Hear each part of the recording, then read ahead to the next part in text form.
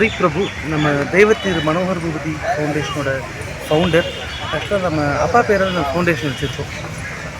இந்த ஜனவரி 2ஆம் தேதி அப்பா இறந்தார். அவர் நினைவாக, அதாவது அவர் ஆற்றி வந்த தொண்டுகள் எல்லாமே மக்களுக்காக செய்யணும்னு நினைக்கிறது.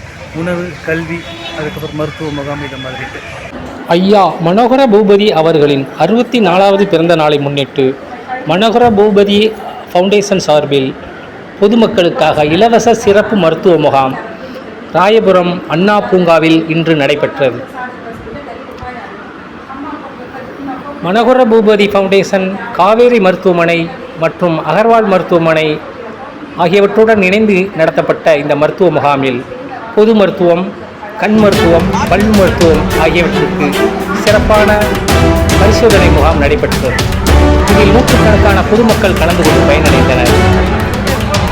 இந்த அறக்கட்டளை நோக்கம் குறித்தும் இந்த மருத்துவ முகாமின் சிறப்பு குறித்தும் அறக்கட்டளை நிறுவனர் திரு மனோகர பூபதி மகிழ்ச்சியுடன் பகிர்ந்து கொண்டார். ஹரிபிரபு நம்ம தெய்வத்திரு மனோகர் பூபதி ஃபவுண்டேஷனோட ஃபவுண்டர்.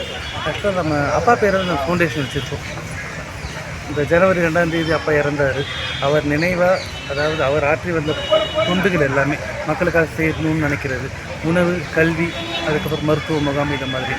இப்போ அவர் பேர்லேயே ஒன்று ஆரம்பிச்சிருக்கோம். சும்மா ஒரு நாளைக்கு சும்மா ஆளுங்களை கூப்பிட்டு டேபிள் சேர் போட்டு வைக்கிற மருத்துவ முகாம் இது கிடையாது.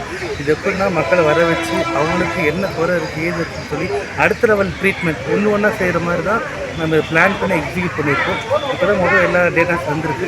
இது அடுத்து அவங்க எதுவும் தேவை, ஆப்ரேஷன் பண்ணுவோம், சர்ஜரி பண்ணுவோம், என்னன்னு சொல்லி பண்ணுவோம்.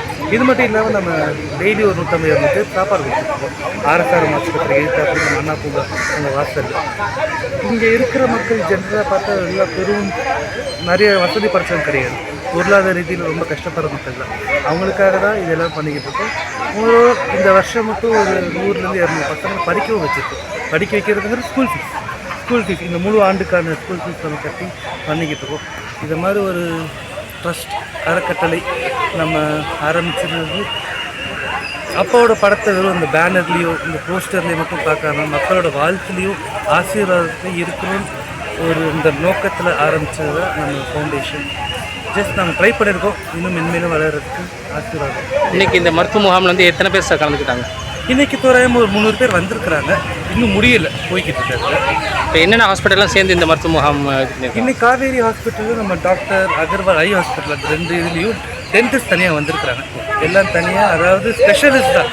சும்மா நம்ம நேம் சேக்காக பண்ணணும் இல்லாமல் நல்லா ஒரு நோக்கத்தோடு சென்றடையணும், அடுத்த கட்ட ட்ரீட்மெண்ட்டு தரணும். இப்போ இதுலேயே வந்திருக்கிற பாதிக்கு மேலே மக்கள் எல்லோரும் அடுத்த ஃபார் எக்ஸாம்பிள் கேட்ராக் ஆப்ரேஷன் பண்ணணும்னு சொல்கிறாங்க, இந்த பல்லுக்கு ட்ரீட்மெண்ட் இருக்குன்னு சொல்கிறாங்க.